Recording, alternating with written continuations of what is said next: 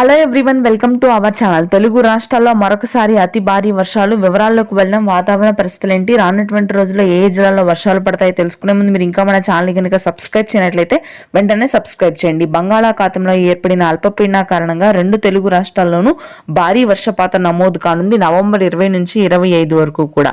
ముఖ్యంగా రాయలసీమ వ్యాప్తంగా అతి భారీ వర్షాలు కోరనున్నాయి.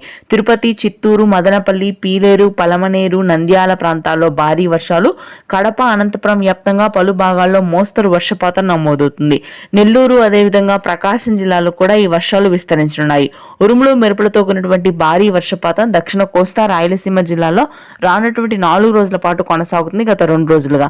ఇక ఆ తరువాత మనకి ఉత్తర కోస్తా జిల్లాలో అయితే చలి తీవ్రత పూర్తి స్థాయిలో పెరిగింది. కనిష్ట స్థాయికి తెలంగాణ, అదేవిధంగా ఉత్తర భాగాల్లో ఉష్ణోగ్రతలు పడిపోయాయి. దాదాపుగా 8 డిగ్రీల అతి తక్కువ ఉష్ణోగ్రతలు నమోదవుతున్నాయి. ఇకపోతే మధ్యాంధ్ర, గుంటూరు, కృష్ణా, కోనసీమ భాగాల్లో మాత్రం నవంబర్ 20 నుంచి 25 వరకు కూడా బంగాళాఖాతంలో ఏర్పడిన ఉపరితల ఆవర్తన ద్రోణి ప్రభావంతో అతి భారీ వర్షపాతం నమోదవుతుంది.